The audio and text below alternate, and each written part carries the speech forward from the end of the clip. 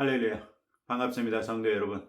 오늘 또 하나님의 말씀에 기대를 걸고 또 말씀 앞에 나오신 성도 여러분들에게 말씀으로써 우리의 인생의 문제를 해결해 주시고 응답해 주시는 복된 시간 되시기를 주님의 이름으로 축복합니다.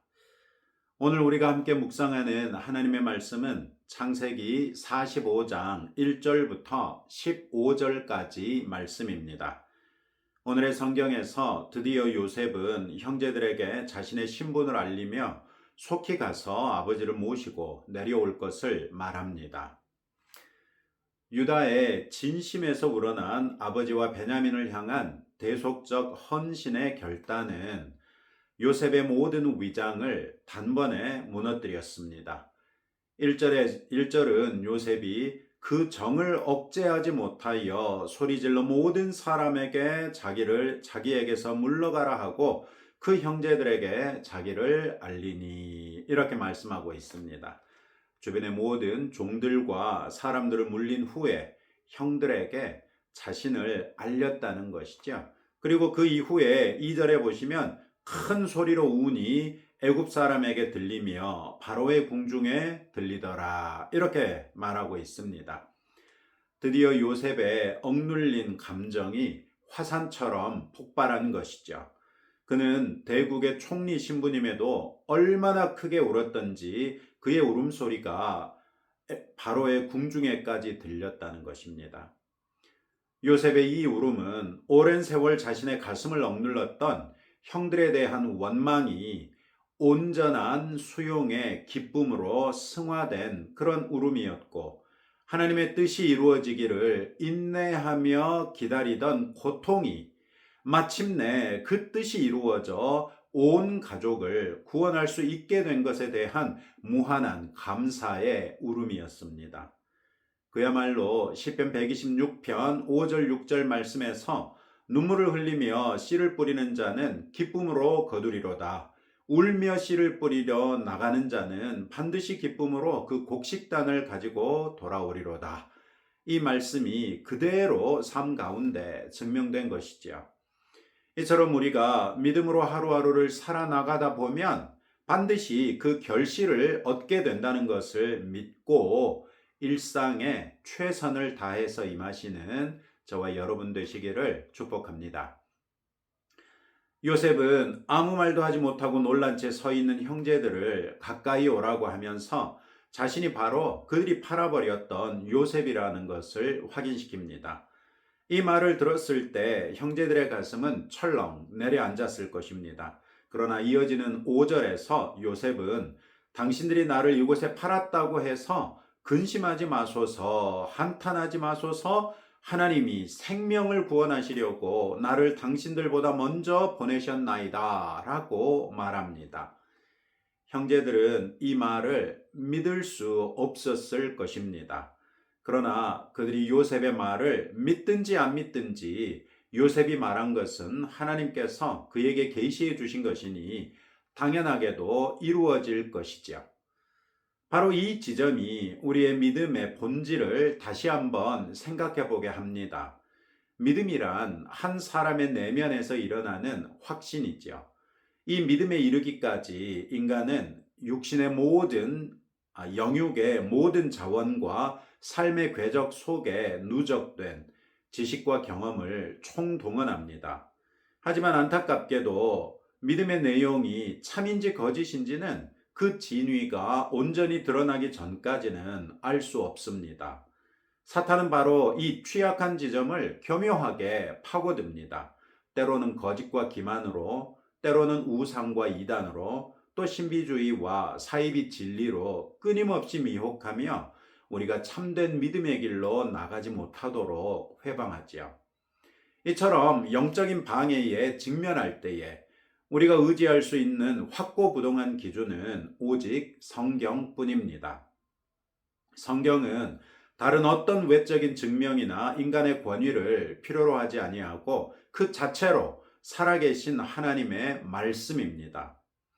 따라서 성경은 읽는 사람에게 그 내용이 믿어지게 하는 능력을 가지고 있고, 성경은 지혜가 있는 자나 우둔한 자나 누구든지 구원에 이르고 삼위일체 하나님을 바르게 알 수 있도록 쉽고 명료하게 기록되어 있습니다. 나아가 인간이 구원을 얻고 신앙생활을 하기에 더할 나위 없이 완전하고 풍성한 내용을 충분히 담고 있기도 합니다. 성경에 반하는 그 어떤 것도 진리일 수 없으며 인간의 지성으로 다 이해할 수 없을지라도 성경에 기록된 말씀은 이미 성취되었거나 반드시 이루어질 일들입니다. 오직 성경 말씀의 진리에 전적으로 부합하는 삶을 살아내시는 성도 여러분들이 되시기를 축복합니다. 믿음을 흔드는 그 어떤 영적 공격 앞에서도 믿음의 방패를 단단히 거머쥐십시다. 그리고 내 안에 내주하시는 성령님을 온전히 신뢰하면서 오늘도 믿음의 발걸음을 담대하게 내딛는 저와 여러분 되시기를 주님의 이름으로 축복합니다. 5절에서 요셉이 한 말은 형제들로서는 도무지 믿기도 어렵고 알 수는 더더욱 없는 말이었습니다.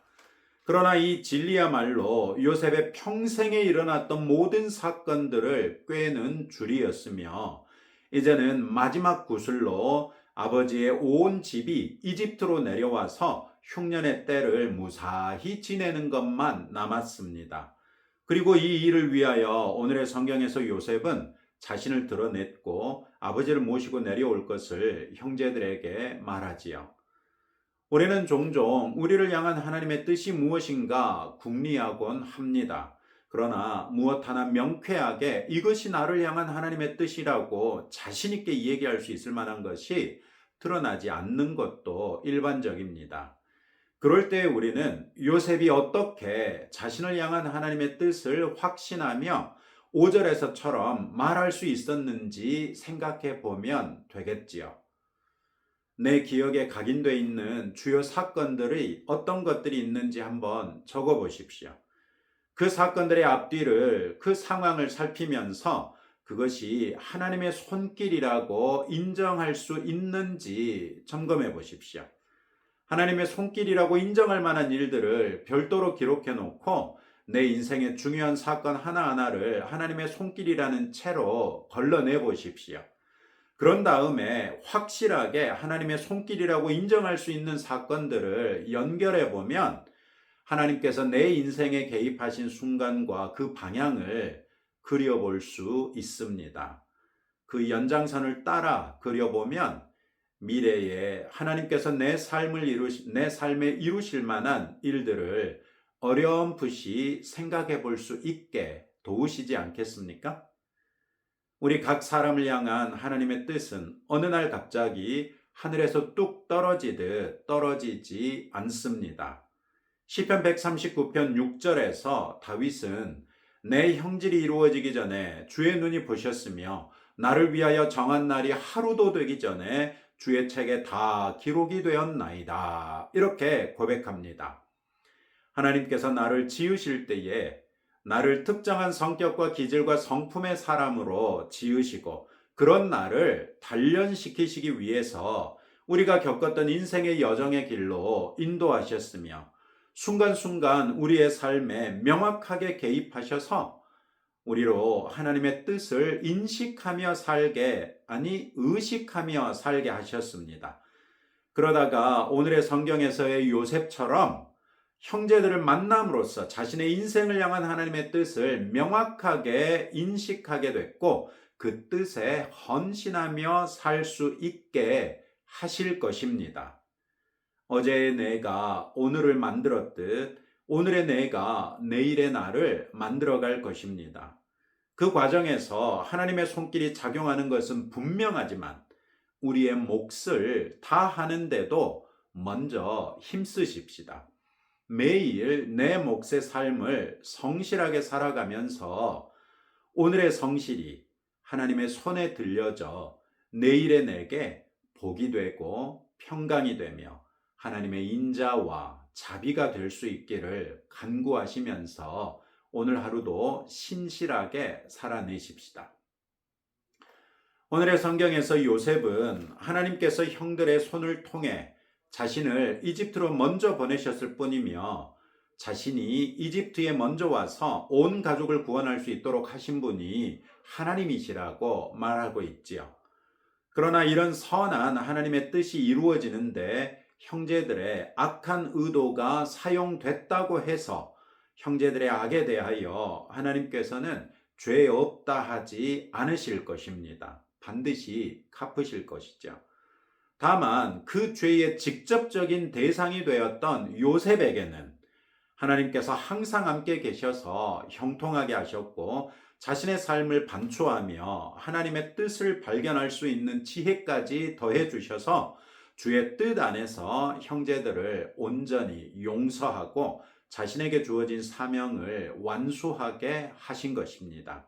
이것이 은혜 받은 자의 삶입니다. 하나님의 은혜 안에 있지 않으면 그런 사람은 자칫 복수심에 자신의 삶이 완전히 삼켜질 수 있습니다. 온통 복수심에 불타오르는 한 사람의 인생이 얼마나 비참하며 잔인할 것인지 생각해 보십시오.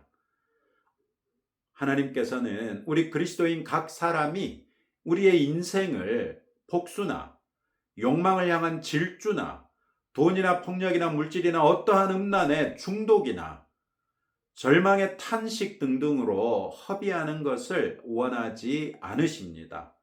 그래서 하나님께서는 사랑하시는 우리 성도들의 삶에서 모든 것이 합력하여 선을 이루게 하심으로써 은혜와 평강 가운데 하나님께서 예비하신 풍성한 삶을 누리는 방향으로 우리를 인도하십니다. 이처럼 선한 길로 우리를 이끄시는 주님을 목자 삼고 그분의 뒤를 따라가는 양같이 순복하여 푸른 초장과 맑은 시냇가로 나아가는 하나님의 자녀가 되실 수 있기를 주님의 이름으로 축복합니다. 오늘 또 이런 말씀을 붙들고 두 가지로 함께 기도하겠습니다.